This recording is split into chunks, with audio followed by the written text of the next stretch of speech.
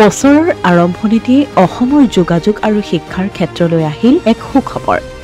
অসমবাসীয়ে লাভ কৰিলে 3খনকৈ নতুন ৰেল।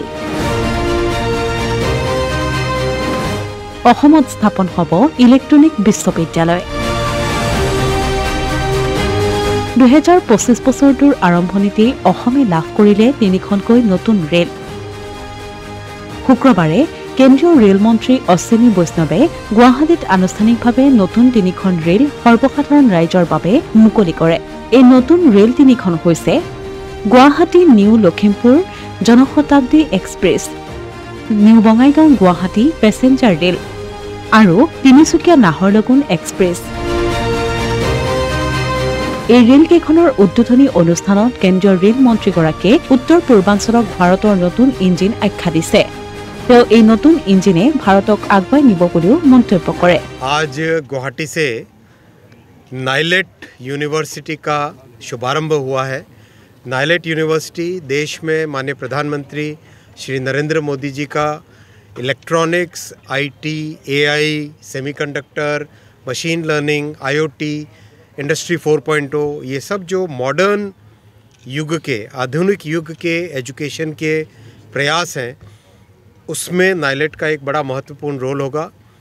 देश भर में आज 11 जगह से साथ में जुड़े उन सब साथियों को भी धन्यवाद। साथ ही साथ आज आसाम के लिए और नॉर्थ ईस्ट के लिए 3 नई ट्रेन्स का भी शुभारंभ हुआ। तिनसुकिया से नाहरलगुन यानी अरुणाचल प्रदेश को कनेक्ट करने के लिए, गुवाहाटी से नॉर्थ लखीमपुर और गुवाहाटी से न्यू बोंगाईगांव, ये 3 ट्रेन्स का आज शुभारंभ हुआ है। आप सब जानते हैं साथियों कि बोरो भाई और बहन उनका बहुत लंबे टाइम से डिमांड था एक एफएम रेडियो स्टेशन चालू हो, वो भी आज चालू हुआ।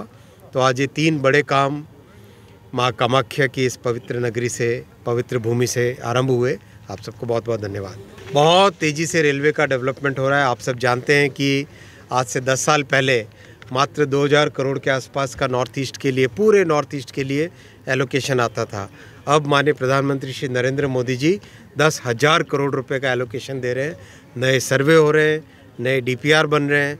आपने देखा अभी कुछ ही महीनों पहले, 3-4 महीने पहले ब्रह्मपुत्र पे एक नया रेलवे का bridge, rail cum road bridge, वो भी सैंक्शन हुआ। डबलिंग के काम सैंक्शन हुए, कई काम नए चालू हुए, स्टेशंस नए बनने लगे।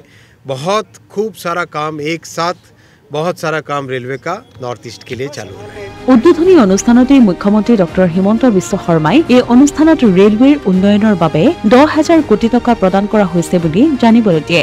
লগতে তেওঁ কেইবাটাও নতুন ঘোষণা কৰে। উল্লেখযোগ্য যে সমগ্ৰ দেশৰ মুঠ 11টা স্থানত নিৰ্মাণ হ'বলগীয়া National Institute of Electronics and Information টেকনলজিৰ এটা কেম্পাছ নিৰ্মাণ হ'ব বুলি জানিবলৈ দিয়ে জাগিৰোডত। জাগিৰোডৰ এই কেম্পাছ সুধাকণ্ঠ ডক্টৰ ভূপেন হাজৰিকাৰ নামেৰে নামাকৰণ কৰা হ'ব। এই বিশ্ববিদ্যালয়ত ইলেক্ট্ৰনিক সামগ্ৰী নিৰ্মাণ কৰাৰ শিক্ষা প্ৰদান কৰা হ'ব। ই অসমৰ শিক্ষা জগতত জ্ঞান আৰু বিজ্ঞানৰ এক নতুন সুৰুজৰ আমন্ত্ৰণ কৰিছে। নতুন আলোকৰ পোহৰে আমাৰ সমগ্ৰ শিক্ষা আৰু বৌদ্ধিক জগতখন এক আলোকময় কৰি তুলিব। আমি ইমান দিনে ৰাজনীতি বিজ্ঞান পঢ়িছোঁ, পদাৰ্থ বিজ্ঞান পঢ়িছোঁ, সমাজ বিজ্ঞান পঢ়িছোঁ, বুৰঞ্জী পঢ়িছোঁ। এতিয়া এই নেইলিট ইউনিভাৰ্চিটিৰ জৰিয়তে অসমৰ ল'ৰা ছোৱালীয়ে আৰ্টিফিচিয়েল ইণ্টেলিজেঞ্চ পঢ়িব, অসমৰ ল'ৰা ছোৱালীয়ে ছেমি কণ্ডাক্টৰ পঢ়িব, অসমৰ ল'ৰা ছোৱালীয়ে অগমেণ্টেড ৰিয়েলিটিৰ বিষয়ে শিকিব।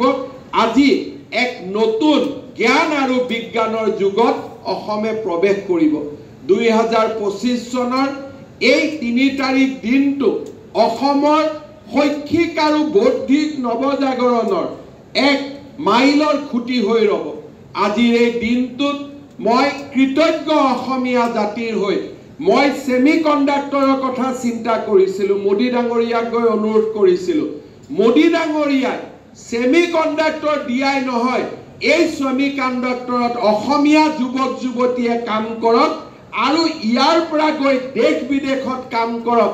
অসমে নহয়, উত্তৰ পূৰ্বাঞ্চলতো ইয়াৰ বাবে আমাৰ নতুন চাম প্ৰস্তুত হৈ উঠক। আজি উত্তৰ পূৰ্বৰ আইজলকে ধৰি বিভিন্ন জাগাত নেইলিট ইউনিভাৰ্চিটি আমাৰ বাবে আজিৰ দিনটো এটা সঁচাকৈ আনন্দৰ দিন, এটা গৌৰৱময় দিন। আৰু মই কৃতজ্ঞ অসমীয়া জাতিৰ হৈ প্ৰধানমন্ত্ৰী নৰেন্দ্ৰ মোদী ডাঙৰীয়াক আকৌ এবাৰ ধন্যবাদ জনাইছোঁ। কোনেও আন্দোলন কৰা নাই যে এনেকুৱা এখন প্ৰযুক্তিৰ বিশ্ববিদ্যালয় লাগে। কোনো এটা দল সংগঠনে বিবৃতি দিয়া নাই যে আমাক এখন প্ৰযুক্তিৰ বিশ্ববিদ্যালয় লাগে।